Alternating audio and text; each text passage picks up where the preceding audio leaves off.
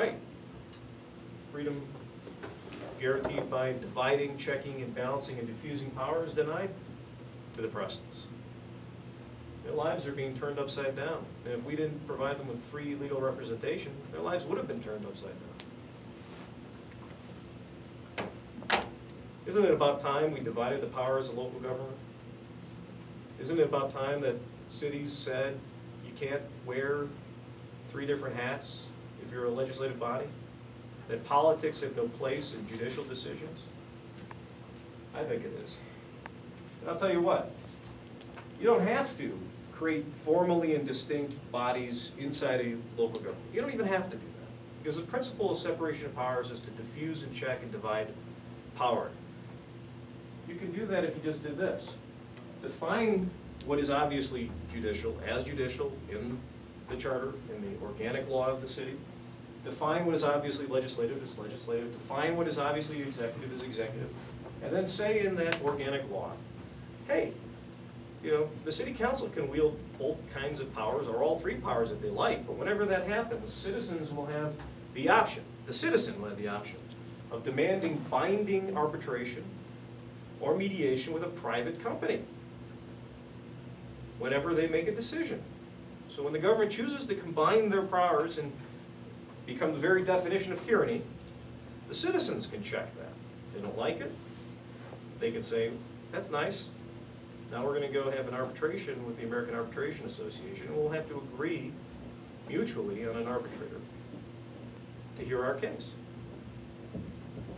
You've got all of the divisions of power that you need right there, put in the hands of the citizens at very little cost.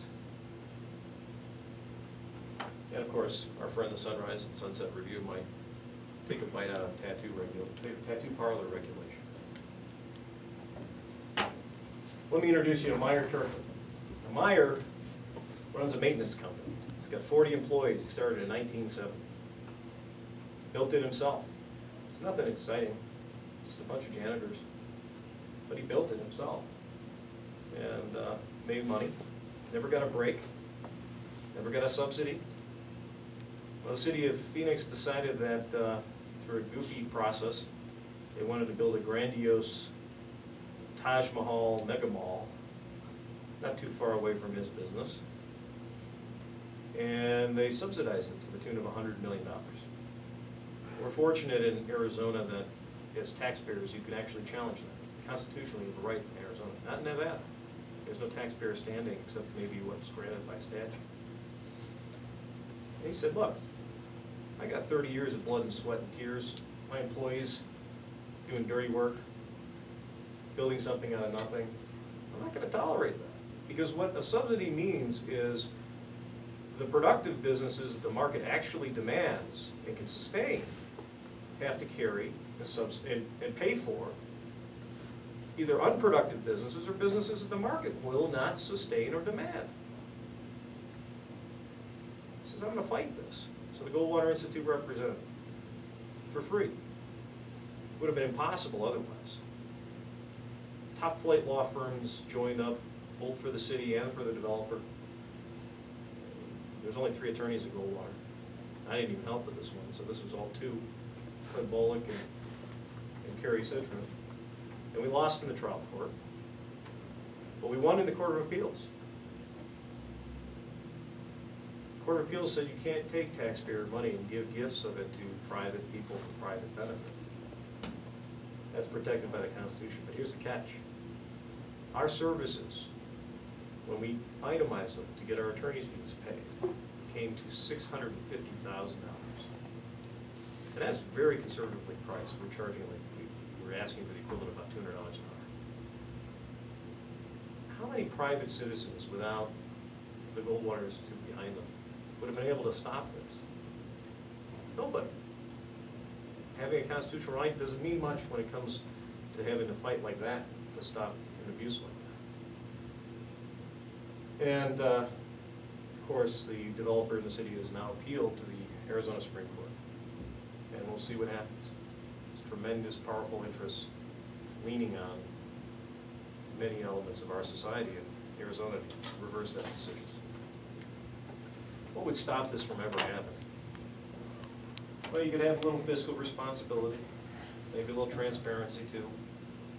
But we had polling done, and 86% of Phoenix people were aware of this and didn't like it. So those are no real guarantees. Because local governments will do what state and federal governments do, which is listen to special interests, because the special interests camp out in front of their doors. They make it sound like they're the only ones who have any interest. Nobody else in the general society really has any reason to get worked up personally about this, because their cost is minimal. It's only people like Turk and White, and there aren't many. Now, what the real solution is, I mean, these are nice. It'd be nice to have something that said you can only do core functions, you can't throw money around for subsidies. It'd be nice to say everything's got to be transparent, have the whole deal, all the negotiations online, anyone can look at them as they're going on. That'd be nice. That's no real protection. The special interests are always going to have the advantage. Freedom from favoritism. What I mean by that? End subsidies. No exceptions. That's it. Built it right into the city's organic law. Why do it? Because in the long run, the only way you're going to have a sustainable local economy is one that's not built on givers. That isn't built on robbing Peter to pay Paul.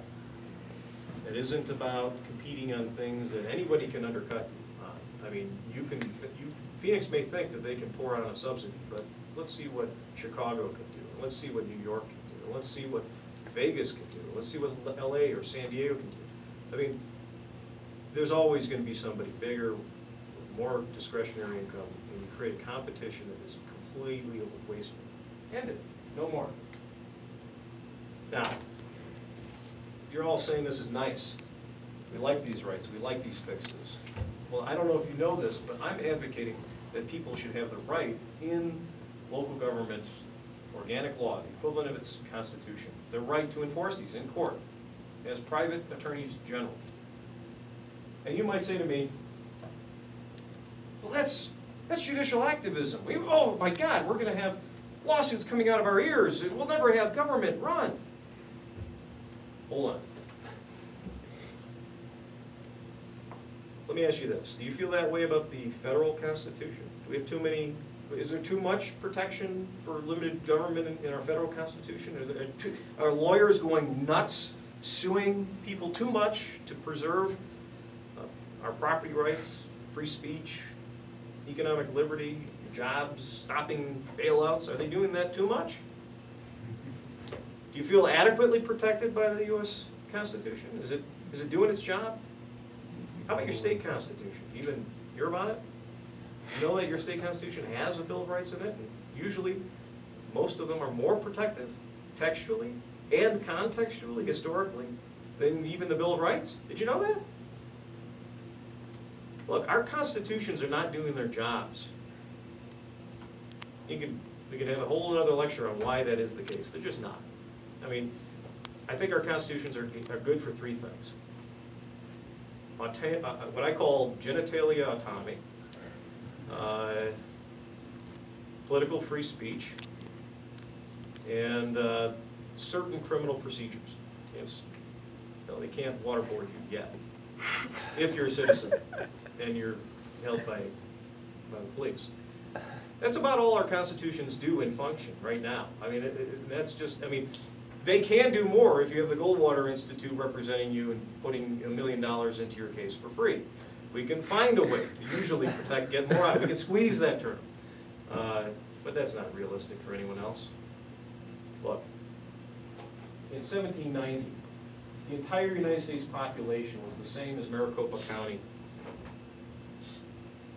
The founders spread out across the entire eastern seaboard where, for all practical purposes, what were the chances of tyranny ever rising up and of facing some guy on the Kentucky frontier or the western edge of Virginia? I mean, for all practical purposes, what did it mean to him or his next several generations, whether or not the U.S. Constitution had a separation of powers or a Bill of Rights for that matter?